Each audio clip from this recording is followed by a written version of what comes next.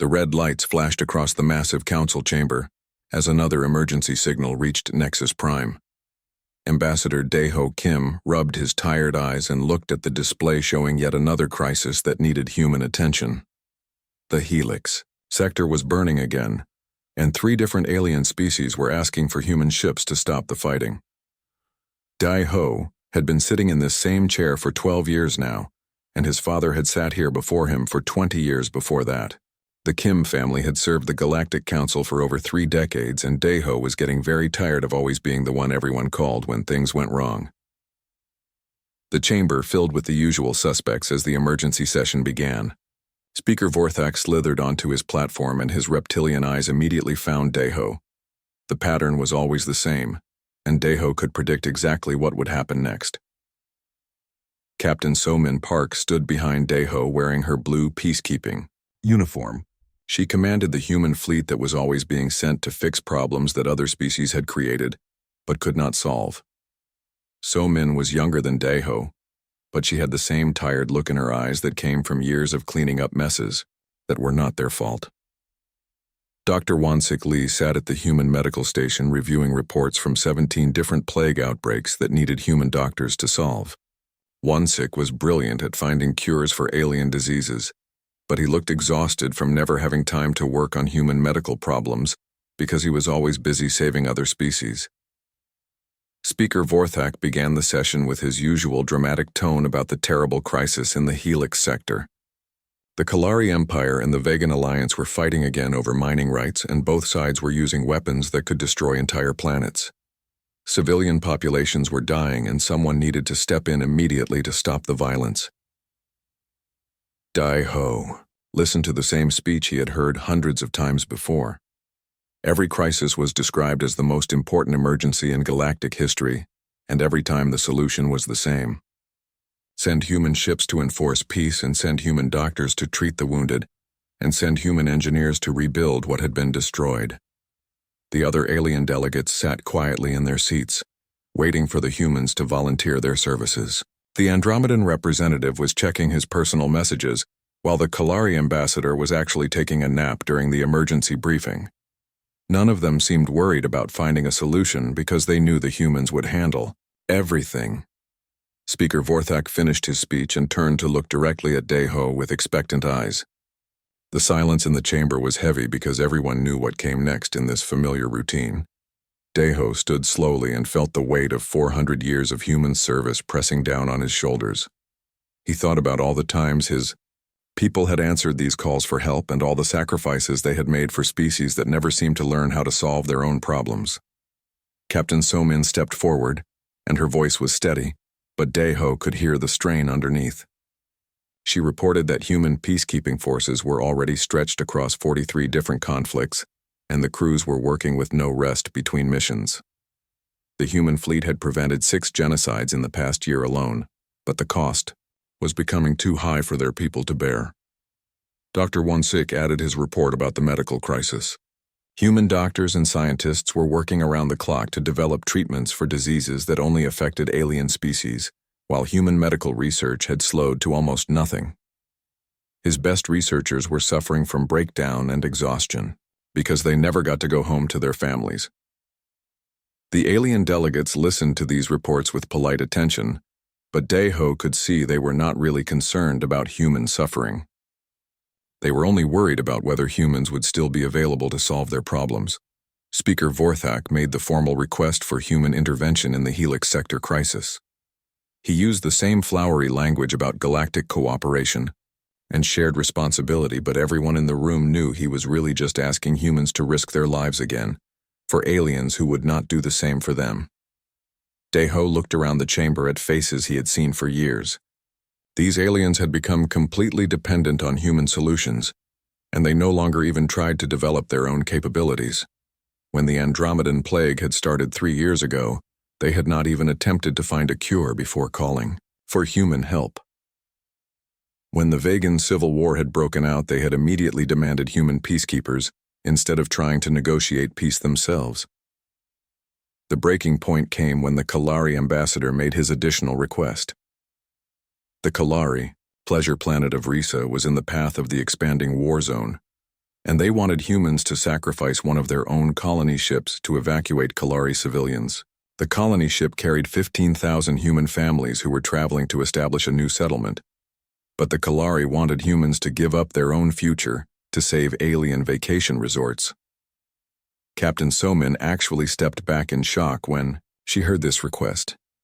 Her own daughter was on that colony ship heading toward a new world where human children could grow up in peace. Now aliens were asking her to sacrifice those children to save a planet that existed only for alien entertainment.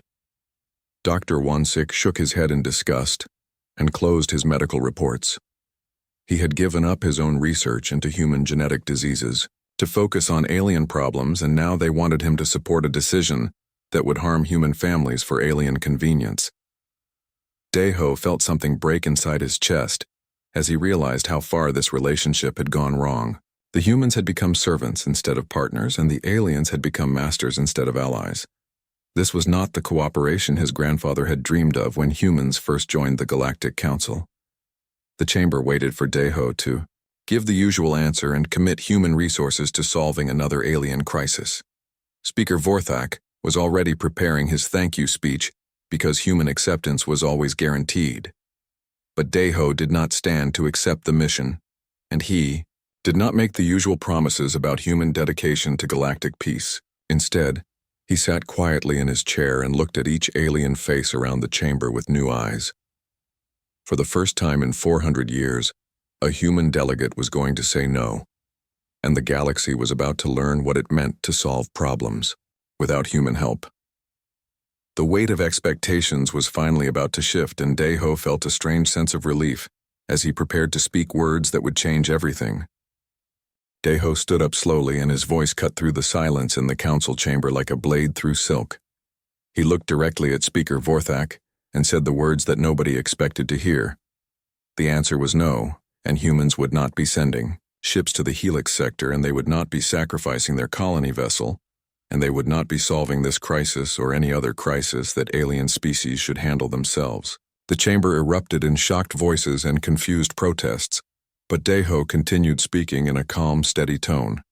He announced that the human delegation was calling for an immediate emergency session of the Human Assembly on Earth, and all human personnel would be recalled from galactic service pending a complete review of their involvement in alien affairs. Speaker Vorthak tried to interrupt, but Captain Somin stepped forward with her hand resting on her service weapon. Her message was clear, and the alien delegates settled back into their seats with worried expressions on their faces. Dr. Wansik began packing his medical files and equipment, while Daeho called for immediate transport back to Earth. The three humans walked out of the council chamber together, leaving behind centuries of tradition and cooperation that had defined galactic civilization. The journey back to Earth took 6 days, and during that time emergency messages flooded the communication channels. Alien ambassadors sent desperate pleas for humans to reconsider their decision, while alien military commanders demanded to know when human peacekeeping forces would arrive in their sectors. Daeho ignored all the messages and instead spent his time reviewing classified human records that painted a disturbing picture of their galactic involvement. The statistics were worse than he had imagined and showed just how completely humans had taken over responsibilities that should have belonged to other species. In the past 50 years, humans had mediated 847 different conflicts between alien species and had prevented 23 complete genocides through direct military intervention. Human doctors had developed cures for 156 different alien diseases, while human medical research for their own species had fallen to less than 12% of total human scientific effort. Human engineers had rebuilt the infrastructure of 42 different alien worlds after natural disasters and wars, while human colonies struggled with basic resource shortages because their best technical minds were always working on alien projects instead of human development. The most shocking statistic was the mental health crisis among human galactic service personnel. Suicide rates among humans working with alien populations were 3 times higher than normal, and divorce rates in human families were climbing every year as parents spent more time solving alien problems than raising their own children. Admiral Jae-won Choi met them at Earth Orbital Station with files full of even more disturbing information. The human military was stretched across 137 different sectors protecting alien trade routes and maintaining peace. between species that refused to develop their own defense capabilities. Human soldiers were dying in conflicts they did not start to protect aliens who would not fight for themselves. And human families were being destroyed by the constant deployment of their loved ones to alien worlds that offered nothing in return except more demands for help. Dr. Yoon-ji Han presented the psychological analysis of human galactic service workers, and the results were devastating. Chronic stress and exhaustion were epidemic among human personnel, and many were developing serious mental health problems from the constant pressure of being responsible for alien welfare. The breaking point had been building for decades as more and more humans began to question why they were sacrificing their own future for aliens who seemed incapable of basic self-sufficiency. The Kalari incident with the colony ship had simply been the final straw that made the crisis impossible to ignore. Mirasong represented the younger generation of humans who had grown up watching their parents serve alien masters instead of building human civilization. She spoke passionately about human children who barely knew their parents because those parents were always away solving alien problems that aliens should solve themselves. The Human Assembly convened an emergency session with representatives from 847 human worlds participating through quantum communication links. The debate lasted for 3 days as humanity examined its relationship with the galaxy and decided what kind of future they wanted for their children. The vote was overwhelming, with 847 worlds supporting withdrawal and only 23 worlds opposing and 12 abstentions. Humanity had decided to end 400 years of galactic service and focus on their own development and exploration beyond the boundaries of known space. Admiral Jae-won was given the responsibility of announcing the decision to the galaxy, and his message was broadcast simultaneously to every alien world and every galactic facility where humans were currently serving. The announcement was simple and direct, with no room for misunderstanding. Effective immediately, humanity was recalling all personnel from galactic service and ending all aid programs and intervention protocols. Human ships would return to human space, and human resources would be redirected to human projects and human exploration. The message continued with a polite but firm statement that humanity thanked the galaxy for 400 years of cooperation, but would now focus on their own development and wished other species well in solving their own challenges without human assistance. The galaxy received this message with shock and disbelief, because nobody had ever imagined that humans might simply walk away from their responsibilities. Alien governments immediately began sending urgent diplomatic messages demanding explanations and threatening consequences if humans followed through on their withdrawal. But humanity had made its decision, and the recall process began immediately. Human peacekeeping fleets received orders to disengage from all conflicts and return to human space within 30 days. Human medical personnel were instructed to complete their current treatments and then report for reassignment to human colonies. Human engineers and technical specialists working on alien infrastructure projects packed their equipment and prepared to leave even if their work was only half finished. The era of human service to alien civilizations was ending, and a new chapter of human independence was beginning. Captain So-min felt relief for the first time in years as she ordered her ships to disengage from the Helix Sector conflict and return home. Her daughter would not have to sacrifice her future for alien convenience, and human families would no longer be torn apart by galactic service obligations. Dr. Won-sik closed his alien disease research files and began planning new projects focused on human genetic diversity and medical advancement. For the first time in decades, he would be able to work on problems that affected his own people instead of constantly treating alien ailments. Daeho prepared for the angry responses that would come from alien governments, but he felt a strange peace, knowing that humanity had finally chosen to put their own people first after centuries of putting alien needs ahead of human welfare. The galaxy was about to learn what it meant to function without human competence and reliability, and the lesson would be harder than anyone could imagine. The first alien delegation arrived at Earth just 3 days after the withdrawal announcement, and President Byung-ho Yoon watched their ships approach through the observation deck of Luna Station.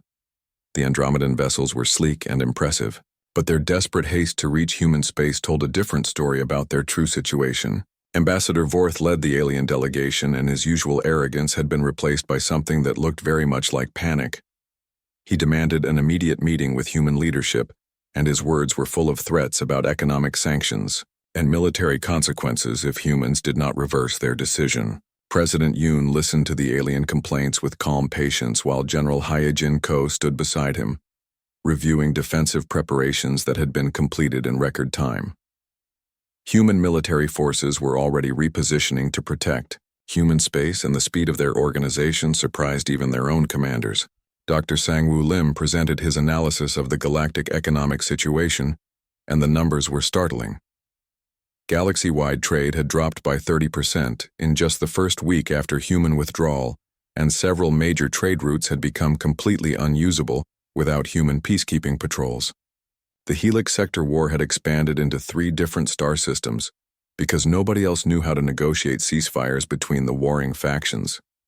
The Kalari Empire was demanding that humans return immediately to mediate the conflict, while simultaneously refusing to acknowledge that their own incompetence had created the crisis. President Yoon gave the alien delegation his response in words that were polite, but absolutely final.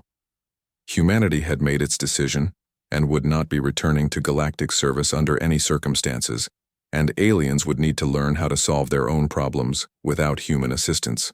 The alien threats about economic sanctions were particularly amusing, because humans had already discovered that they were actually subsidizing galactic trade rather than benefiting from it. Human resources and services had been supporting alien economies for centuries while human development had been neglected and underfunded. Within 2 weeks of the withdrawal, the first alien government collapsed as the Vegan Alliance discovered they could not manage basic administrative functions without human advisors. Their bureaucracy had become so dependent on human expertise that simple decisions about resource allocation took months instead of days. The Andromedan Confederation began experiencing similar problems as their military command structure fell apart without human tactical support. Andromedan generals had not made independent strategic decisions in over a century, and they were completely unable to coordinate defensive operations against pirate raids. Captain So-min redirected her peacekeeping fleets to explore beyond the galactic rim, and her scouts immediately began discovering incredible new worlds that had never been touched by galactic civilization. The universe beyond known space was vast and rich with opportunities for human expansion. Meanwhile, the galactic economy continued its rapid decline, as species after species discovered they had lost essential capabilities during their centuries of dependence on human services. The Kalari Empire could not maintain their own trade networks, and the Vegan Alliance could not operate their own medical facilities. Dr. Wansik established new research centers focused entirely on human projects, and his teams immediately began making breakthrough discoveries in human genetic enhancement and life extension. Without the constant distraction of alien medical crises, human science advanced faster than it had in generations. The most shocking revelation came from intelligence reports showing that major alien civilizations had actually dismantled their own problem-solving institutions over the past century. They had deliberately eliminated their own diplomatic services and military academies and research facilities because they assumed humans would always be available to handle those responsibilities.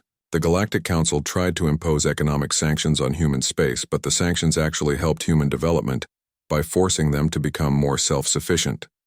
Human colonies that had been importing alien goods began developing their own industries, and the quality of human manufactured products improved dramatically. 6 months after withdrawal, the first major alien civilization collapsed completely when the Kalari Empire split into 17 different warring factions.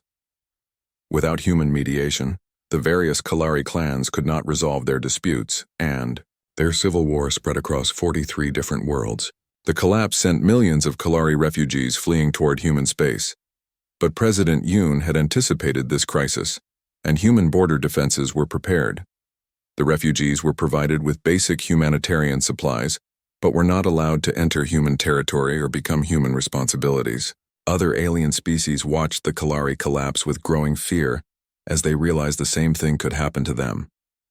The Andromedan Confederation began desperately trying to rebuild their own administrative capabilities, but centuries of neglect had left them without the institutional knowledge needed for basic governance. Dr. Young-Soo Kang studied the psychological effects of the withdrawal on alien populations and discovered that many species were experiencing something very much like withdrawal symptoms from an addiction. They had become so dependent on human problem-solving that they were psychologically unable to function independently. Some alien groups began developing religious movements that worshipped humans as divine beings who had abandoned the galaxy because of alien unworthiness. These cults created even more social problems as they discouraged aliens from developing their own capabilities. The interstellar trade networks that had connected the galaxy for centuries began breaking down as pirates and raiders operated freely without human peacekeeping forces to stop them. Merchant vessels were attacked regularly, and insurance costs for galactic shipping rose to levels that made trade economically impossible. Commander Ji-Hoon Nam commanded human border monitoring stations, and his reports described a galaxy sliding rapidly into chaos and dysfunction. Alien governments were falling regularly, and the survivors were struggling with problems that had been easily managed when humans were available to help. 18 months after withdrawal, the Galactic Council held its final session as most member species could no longer afford to maintain their representatives or contribute resources to Council operations. The great experiment in galactic cooperation was ending not with war or conquest, but with simple administrative collapse. Meanwhile, humanity continued expanding beyond the galactic rim and making contact with entirely different civilizations that had never been part of the old galactic system. These new contacts were based on mutual respect and equal exchange rather than the dependency relationships that had defined human interactions with their former galactic neighbors. President Yoon received regular reports about human colonies thriving in their new independence and human technology advancing at unprecedented rates. The withdrawal had been painful but necessary, and humanity was finally free to develop its own potential without being held back by alien incompetence. The galaxy would have to learn how to function without human competence, and the lesson was proving to be much harder than anyone had anticipated when the process began. Commander Ji-Hoon Nam watched the refugee ships limping toward the human border and shook his head at the desperate condition of the alien vessels. 18 months had passed since humanity withdrew from galactic civilization, and the collapse was accelerating beyond what anyone had predicted possible. The latest intelligence reports described a galaxy where basic functions of civilization were breaking down at every level. Alien species that had once ruled vast stellar empires were now struggling to maintain communication between their own planets because they had never learned to operate their technology without human technical support. Ambassador retired Dae-Ho Kim served as advisor to the Human Assembly and spent his time reviewing the cascade of failures that was spreading across known space. The pattern was consistent and terrifying in its implications for galactic civilization. Dr. Young-Soo Kang had coined the term competency cascade to describe what was happening to alien societies. Species that had relied on human expertise for generations were discovering they had lost the institutional knowledge needed to perform basic governmental and technical functions.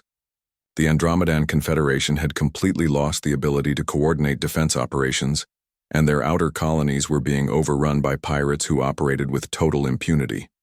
Andromedan military academies had been closed for over a century because they assumed human advisors would always handle strategic planning. The Vegan Alliance could not maintain their own medical facilities, and alien diseases that had been easily treatable with human help were now causing massive casualties. Vegan doctors had never learned to develop treatments independently because human medical teams had always provided ready-made solutions. Interstellar shipping had collapsed by 67%, as trade routes became too dangerous to operate without human peacekeeping patrols. Insurance companies refused to cover merchant vessels, and the cost of private security made most trade economically impossible. The most shocking discovery came from alien archives that revealed the systematic dismantling of their own institutions over the past 2 centuries. Alien governments had deliberately eliminated their own diplomatic academies and research centers and military training programs because they believed human services would always be available. Commander Ji-Hoon received daily reports of alien governments falling as they proved unable to manage basic administrative challenges. Tax collection systems failed because the aliens had forgotten how to organize their own bureaucracies, and infrastructure maintenance stopped because they could not coordinate their own engineering projects. Mass refugee movements created humanitarian disasters as failed alien states collapsed and their populations fled toward any region that still maintained basic order. The refugee flows created additional pressure on the remaining functional alien governments and accelerated their own breakdown. Some alien species developed cargo cult religions that worshipped humans as gods who had abandoned the galaxy because aliens were unworthy of divine assistance. These movements actively discouraged aliens from developing their own capabilities because they believed only humans possessed true intelligence. The psychological effects of sudden independence were devastating for alien populations that had never learned to solve their own problems. Dr. Young-Soo studied reports of alien leaders suffering complete mental breakdowns when faced with decisions they were expected to make without human guidance. Pirate gangs and criminal organizations flourished in the power vacuum created by collapsing alien governments and absent human peacekeeping forces. Large areas of space became completely lawless, as local authorities proved unable to maintain order without human military support. Scientific advancement in alien civilizations dropped to pre-contact levels as research institutions collapsed without human scientists to lead projects and provide expertise. Alien researchers had become dependent on human methodology and could not conduct independent investigations. The revelation that shocked even human observers was the discovery that this pattern had repeated throughout galactic history. Archaeological evidence showed that previous caretaker species had withdrawn from galactic affairs every few thousand years, leading to similar collapse cycles. Ancient records described at least 4 previous civilizations that had served as galactic caretakers before eventually abandoning their responsibilities and leaving the galaxy to struggle alone. Each withdrawal had led to centuries of chaos before new caretaker species emerged to restart the cycle. The realization that humanity had simply been the latest in a series of caretaker civilizations raised disturbing questions about the nature of galactic development and whether most species were capable of true independence. Meanwhile, humanity continued expanding beyond the galactic rim and making remarkable discoveries in regions of space that had never been explored. Human colonies were thriving in their new independence, and human technology was advancing at rates that exceeded even optimistic projections. Some alien groups began sending humble requests not for direct aid, but for advice on how to develop their own problem-solving capabilities. These messages represented a significant change from the previous demands for human intervention and suggested that some aliens were beginning to understand the need for genuine self-reliance. The human response to these requests was carefully measured and designed to avoid recreating the dependency relationships that had caused the original crisis. Human advisors offered general principles and educational materials, but refused to provide specific solutions or take direct responsibility for alien problems. Admiral Jae-won Choi established the advisory protocol, which allowed humans to share knowledge and techniques with aliens who demonstrated serious commitment to developing their own capabilities. The protocol strictly prohibited human personnel from taking direct action to solve alien problems. The galaxy was slowly beginning to adapt to the new reality of functioning without human caretaking, but the adjustment process was proving to be much longer and more difficult than anyone had anticipated. Some species were beginning to develop genuine independence, while others remained trapped in cycles of dependency and failure. Commander Ji-hoon reported that a few alien civilizations had managed to stabilize their situations and were beginning to rebuild their societies based on principles of self-reliance rather than dependence on outside assistance. These success stories offered hope that the galaxy might eventually develop a more sustainable form of civilization. But the overall picture remained grim, as the majority of alien species continued to struggle with problems they had never learned to solve independently. The competency cascade was still spreading through galactic civilization and would likely continue for many more years before the worst effects ran their course. Humanity watched the ongoing collapse with a mixture of sadness and relief, knowing they had made the right decision to withdraw before the dependency relationship destroyed both human and alien potential for growth and development. Director Min-ho Seo stood on the observation deck of the first intergalactic colony ship and watched the binary sunrise paint the sky of an untouched world in colors that had no names in any known language. 5 years had passed since humanity withdrew from galactic civilization, and the transformation of both humans and aliens had exceeded every prediction. Captain Yoo-jin Pak commanded the deep space exploration fleet that had made contact with 17 different galactic communities beyond the rim of known space. These outer galaxy civilizations had never joined the original Galactic Council and had developed entirely different approaches to interstellar cooperation based on mutual respect rather than dependency. The reports from human space told stories of unprecedented technological and social advancement, as human creativity was finally unleashed from the burden of constantly solving alien problems. Human colonies were establishing themselves on worlds that offered resources and opportunities that had been unimaginable when human energy was focused on galactic caretaking. Dr. Sunmi Jiang led archaeological expeditions that were uncovering the ruins of previous galactic civilizations and confirming that the cycle of caretaker withdrawal and societal collapse had repeated at least 6 times over the past 50,000 years. Each cycle had lasted approximately 8,000 years before the caretaker species withdrew and left the galaxy to rebuild itself. The pattern was remarkably consistent across all the ancient records, with caretaker species eventually becoming overwhelmed by the dependency of the civilizations they were trying to help. The withdrawal was always sudden and complete, and was always followed by centuries of chaos before new forms of organization emerged. But this cycle was showing signs of being different, because some alien species were actually learning to function independently rather than simply waiting for new caretakers to emerge. The Andromedan Confederation had split into smaller regional governments that were more manageable, and some of these smaller entities were developing genuine self-sufficiency. The Vegan Alliance had collapsed completely, but several vegan colonies had formed cooperative networks that shared resources and expertise without depending on outside assistance.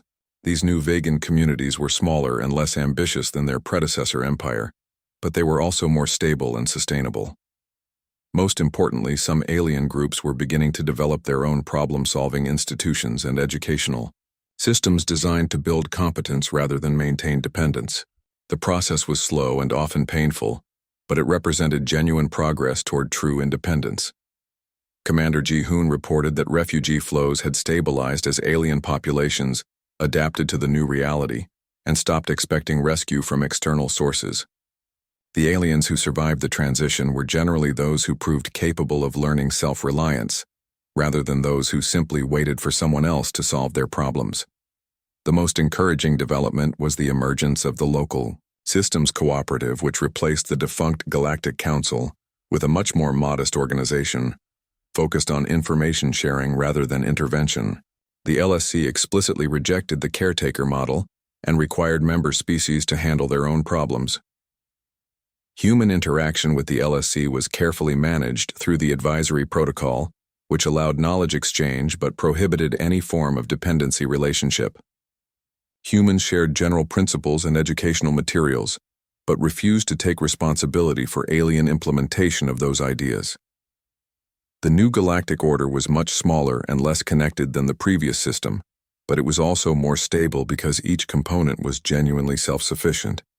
Trade networks were limited but reliable, and conflicts were fewer because species had learned to resolve disputes through negotiation rather than external intervention. Dr. Young Soo published his landmark study of the psychological transformation that had occurred in both human and alien populations during the 5-year transition period. Humans had developed greater confidence and creativity, while aliens had developed greater self-reliance and problem-solving skills. The study showed that dependency relationships were psychologically harmful to both the dependent and caretaker populations, and that genuine cooperation required equality rather than hierarchy. The withdrawal had been painful but necessary for the healthy development of all galactic civilizations. Ambassador retired Dae-ho Kim spent his final years establishing educational programs for young humans who would eventually interact with alien civilizations. The curriculum emphasized the importance of maintaining equality in all relationships and avoiding the caretaker role that had trapped previous generations. Some alien species never recovered from the withdrawal, and their civilizations faded into history. But this was part of the natural selection process that determined which cultures were capable of true independence. The galaxy was smaller but healthier, without civilizations that required constant external support.